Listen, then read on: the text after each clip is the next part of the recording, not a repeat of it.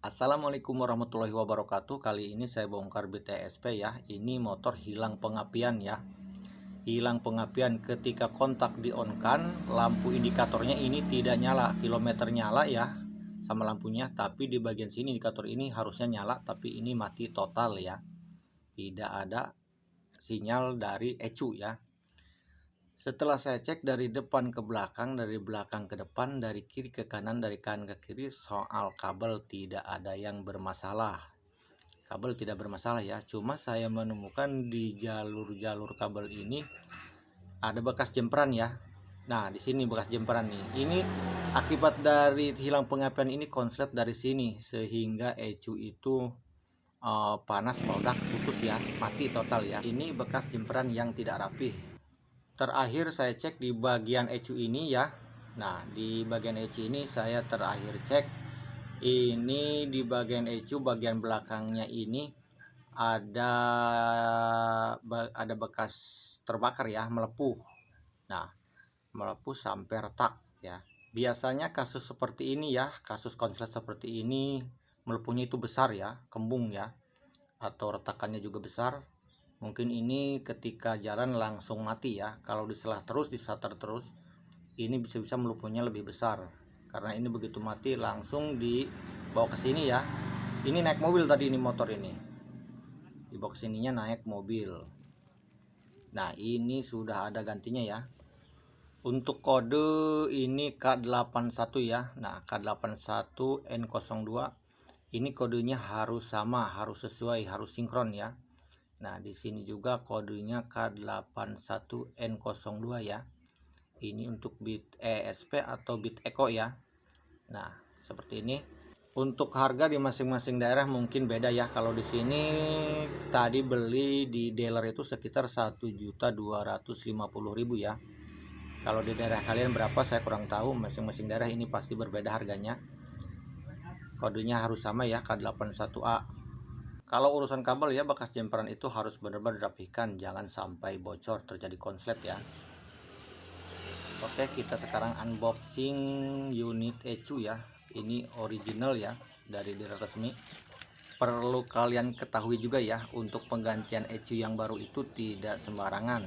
Tidak boleh sembarangan ya, harus dicek kabel terlebih dahulu.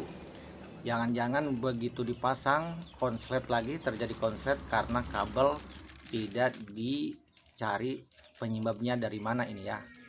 Kita harus tahu dari penyebabnya dulu. ECU ini konslet atau putus atau meledak atau rusak ya, dari mana harus tahu penyebabnya.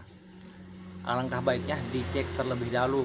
Jadi jangan sampai ketika dipasang belum dicek terjadi konslet lagi. Nah, kita ini sebagai mekanik harus bertanggung jawab, berarti kita harus ganti yang baru kalau konslet di tempat kita ketika kita masang ya. Oke, lanjut kita pasangkan. Ini semuanya sudah saya cek terlebih dahulu ya, keseluruhan, dijamin dipastikan ini tidak bakalan konslet lagi, insya Allah ya. Karena kalau tidak dicek bisa-bisa ketika dipasang terjadi konslet lagi, berarti kita harus ganti ECU yang baru lagi ya. Nah, di sini kita jangan sampai merugikan diri kita sendiri, jadi kita harus teliti ya. Jadi harus benar-benar dicek keseluruhan, setelah itu baru dipasang, tapi pastikan sudah dicek semua ya. Nah, setelah dicek semua baru kita pasang unit yang baru.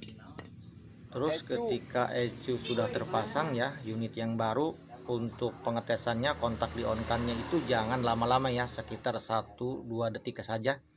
Jadi untuk melihat indikatornya nyala atau tidak ya. Nah, setelah terlihat nyala, apakah ada kode berarti dari indikatornya ya, dari kode milnya, kedipannya berapa atau tidak berkedip. Unit ECU baru sudah saya pasangkan ya. Nanti kita perhatikan di bagian sini nyala atau tidak ya ketika kontak di on kan ya.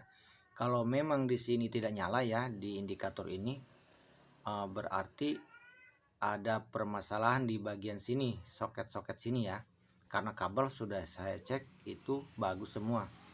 Nah, kalau di sini ketika nyala, kontak dinyalakan di on kan ya, kontak di on kan, ini nyala satu kali terus berkedip, ada kode mil yang memberitahukan ada kerusakan, berarti bukan hanya di ECU saja yang bermasalahnya ya.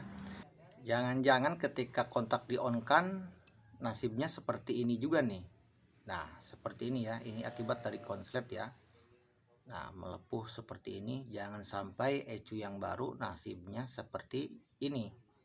Nah oke, kita tes ECU yang baru, mudah-mudahan berhasil ya.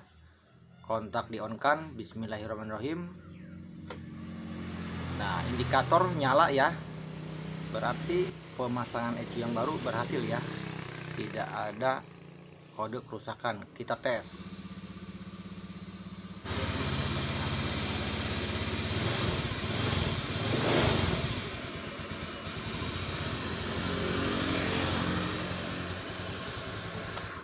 Sudah nyala kembali ya, pemasangan ECU berhasil, motor sudah nyala kembali, sudah normal kembali, tinggal dirapihkan box-boxnya, joknya tinggal kita pasang semuanya ya.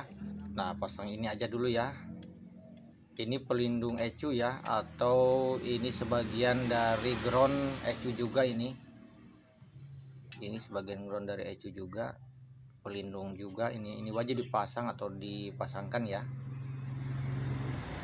Nah, ini menggunakan baut 10 sama mur 10.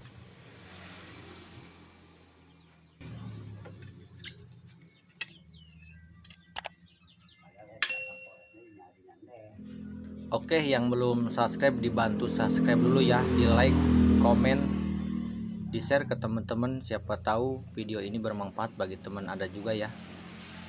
Oke, sekian video singkat dari saya, semoga bermanfaat. Assalamualaikum warahmatullahi wabarakatuh.